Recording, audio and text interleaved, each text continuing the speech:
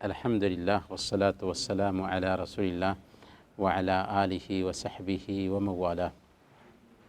محترم بھائیو، السلام علیکم ورحمۃ اللہ وبرکاتہ۔ اس مجلس میں ہم ذہانت کے قصے سن رہے ہیں اور ہم نے صحابیات کی ذہانت کے چند قصے سنے تھے۔ ان صحابیات میں سے ایک صحابیہ ہیں ام سلیم رضی اللہ تعالی عنہ، حضرت انس رضی اللہ تعالی عنہ کی ماں، ان کا قصہ ہم سنتے ہیں۔ حضرت ام سلیم رضی اللہ تعالی عنہ کے قصوں میں سے ایک قصہ ہے جو صحیح بخاری اور صحیح مسلم میں آیا ہے کہ ایک دن اللہ کے نبی صلی اللہ علیہ وسلم کے پاس ایک مہمان آیا۔ آپ نے اپنے گھر والوں سے پوچھ دیا کہ کھانا کسی کے پاس میں ہے تو لا کر کے پیش کرے، لیکن گھر والوں کے پاس کھانا نہیں ملا۔ تو اللہ کے نبی صلی اللہ علیہ وسلم نے صحابہ کے بیچ اعلان کیا کہ کوئی ہے جو آج میرے اس مہمان کی ضیافت کرے۔ چنانچہ حضرت ابو طلحہ رضی اللہ تعالی عنہ اپنے گھر گئے اور ام سلیم رضی اللہ تعالی عنہ سے کہا کہ اگر ایک مہمان کا انتظام ہو سکتا ہے تو انتظام کرو۔ انہوں نے کہا کہ بس بچوں کے کھانے کے برابر ہی میں ہمارے گھر میں کھانا ہے، ہم لوگوں کے لیے بھی نہیں ہے، ایک آدمی کے کھانے کے برابر میں کھانا ہے۔ تو ام سلیم رضی اللہ تعالی عنہ سے ابو طلحہ رضی اللہ تعالی عنہ نے کہا کہ ایسا کرو کہ مہمان جب آئے گا تو ان کے سامنے میں کھانا رکھ دینا اور چراغ کو ٹھیک کرنے کے بہانے میں جانا، چراغ کو بجھا دینا اور اندھیرے میں مہمان کھا لے گا۔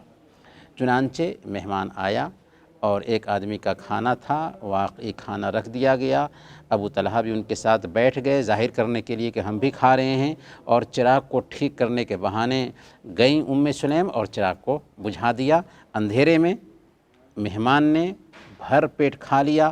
ابو طلحہ بھی وہاں پر بیٹھے تھے، مہمان یہ سمجھ رہا تھا کہ وہ بھی کھا رہے ہیں۔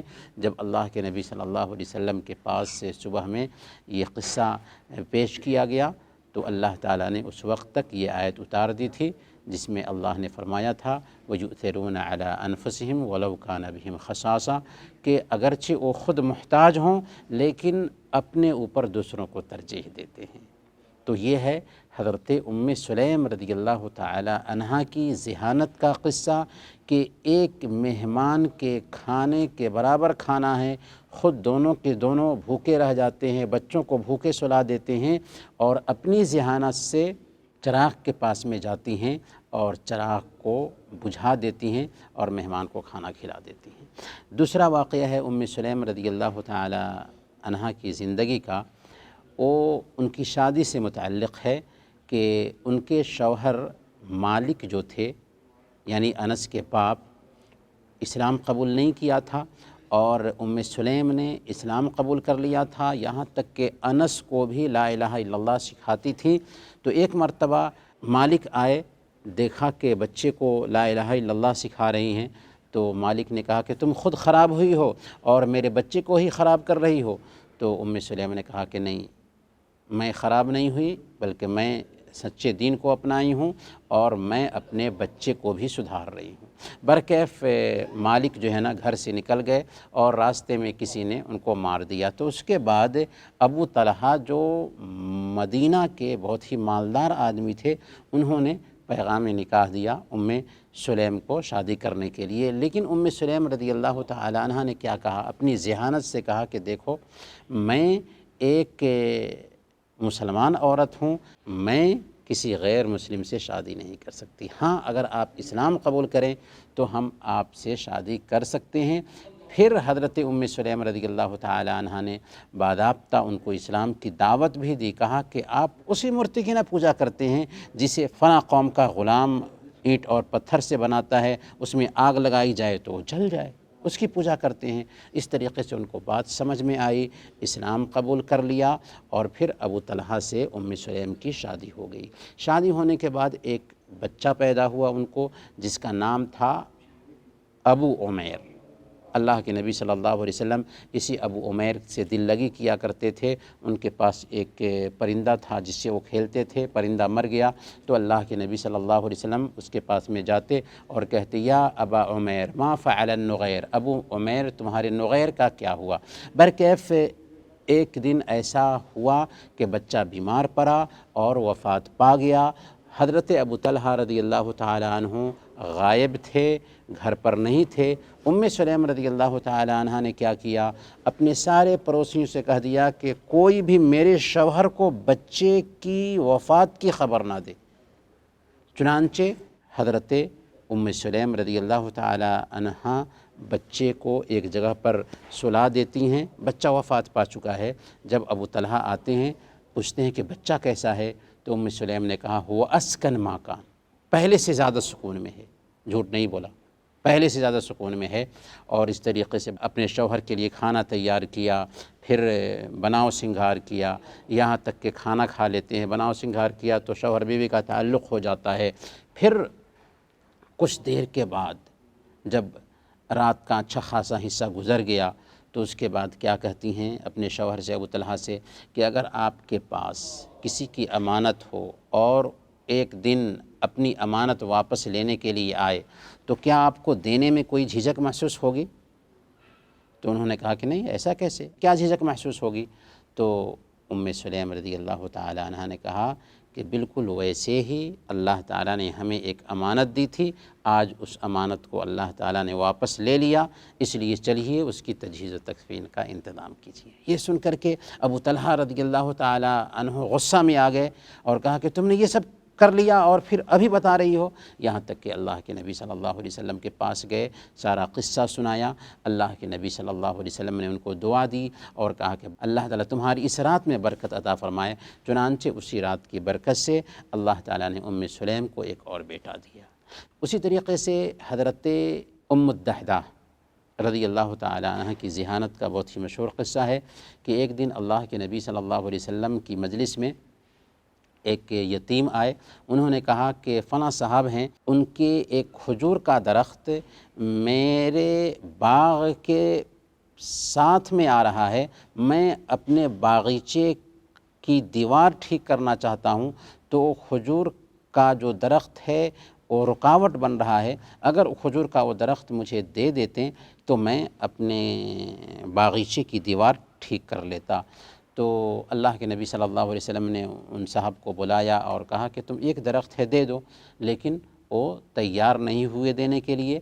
تب اللہ کے نبی صلی اللہ علیہ وسلم نے اس مجلس میں اعلان کیا تھا کہ کوئی ہے جو اس کھجور کے درخت کو خرید کر کے اس یتیم کے حوالے کر دے۔ حضرت ابو الدحداح رضی اللہ تعالیٰ عنہ کہتے ہیں کہ میں یا رسول اللہ، اور پھر اس انسان سے خطاب کرتے ہوئے کہا کہ کیا تم میرے کھجور کے درخت کو جانتے ہو؟ انہوں نے کہا کہ ہاں، ہم تو آپ کی کھجور کے درخت کو جانتے ہیں۔ چنانچہ حضرت ابو الدحداح رضی اللہ تعالیٰ عنہ نے اپنے 600 کھجور کے باغیچے کو ایک کھجور کے درخت کے بدلے دے دیا، اس امید سے دیا کہ اللہ رب العالمین اس کے بدلے ہمیں جنت میں بہت سارے باغات دے گا۔ پھر حضرت ابو الدحداح رضی اللہ تعالیٰ عنہ اپنے باغیچے میں آئے تاکہ باغیچے کو خالی کر دے، اور دحداح رضی اللہ تعالیٰ عنہ جو ان کی بیوی تھی ان کو پکارا تو وہ اپنے باغیچے میں کام کر رہی تھی، کھجور وغیرہ دیکھ رہی تھی۔ کہا کہ دحداح نکل جاؤ باغیچے سے۔ کہا کیوں نکل جائیں؟ انہوں نے کہا کہ میں نے بیچ دیا۔ دحداح پریشان ہو گئی کہ تم نے کیسے بیچ دیا؟ اسی کھجور کے درخت سے ہمارا گھر چلتا ہے اور تم نے اس کو بیچ دیا۔ تو ابو الدحداح رضی اللہ تعالیٰ عنہ نے کہا بعتہ للہ، میں نے اللہ کے لیے بیچ دیا، یعنی میں نے صدقہ کر دیا ہے اللہ کے راستے میں۔ یہ سننا تھا کہ دحداح رضی اللہ تعالیٰ عنہ کیا کہتی ہیں، ربح البیع یا ابا الدحداح، ابو الدحداح تمہارا سودا کامیاب رہا۔ اب غور کیجئے حضرت دحداح رضی اللہ تعالی عنہ کی کیسی ذہانت تھی کہ ایسے وقت میں جب کہ سب کچھ جو کچھ بھی جائیداد تھی، گھر میں رہنے کا اسی میں انتظام تھا، باغیچہ تھا، سب کچھ بیچ دیا۔ لیکن عورت جب سنتی ہے کہ اللہ کے لیے اس باغیچے کو بیچا گیا ہے تو کیا کہتی ہیں کہ ربح البیع یا ابا الدحدہ، ابو الدحدہ سودا کامیاب رہا۔ اور آخری قصہ ہے، اسی پہ اپنی بات ختم کریں گے۔ وہ قصہ ہے ایک عورت کا، صحیح بخاری میں یہ قصہ آیا ہے۔ ایک عورت اللہ کے نبی صلی اللہ علیہ وسلم کے پاس آئی اور اس نے کہا کہ اے اللہ کے نبی صلی اللہ علیہ وسلم، مجھے مرگی کی بیماری ہے، میرے لیے دعا کر دیجئے۔ تو اللہ کے نبی صلی اللہ علیہ وسلم نے اس سے کہا کہ چاہو تو میں دعا کر دوں اور تو ٹھیک ہو جائے گی، اور چاہو تو صبر کرو اور تیرے لیے جنت ہے۔ تو اس عورت نے اپنی ذہانت سے کیا کہا؟ یا رسول اللہ میں صبر کروں گی، لیکن جب میں مرگی کی حالت میں ہوتی ہوں تو تن بدن کا ہوش نہیں رہتا، اس لیے میرے لیے دعا کر دیجئے کہ میرا پردہ برقرار رہے۔ چنانچہ اللہ کے نبی صلی اللہ علیہ وسلم نے ان کے لیے دعا کر دیا۔ تو یہاں پر غور کرنے کی بات یہ ہے کہ یہ عورت جو اللہ کے نبی صلی اللہ علیہ وسلم کے پاس آئی تھی، ایسی عورت ہیں جو اللہ کے نبی صلی اللہ علیہ وسلم سے دعا کرانا چاہتی ہیں، لیکن اللہ کے نبی صلی اللہ علیہ وسلم نے کہا کہ اگر تم صبر کرے گی تو تیرے لیے جنت ہے۔ تو انہوں نے اس چیز کو ترجیح دیا کہ میں صبر کروں گی تاکہ کل قیامت کے دن جنت حاصل کر سکیں۔ تو یہ ذہانت کی مالکہ خاتون کا قصہ ہے۔ وصلی اللہ علی نبینا محمد وعلی آلہ وصحبہ اجمعین۔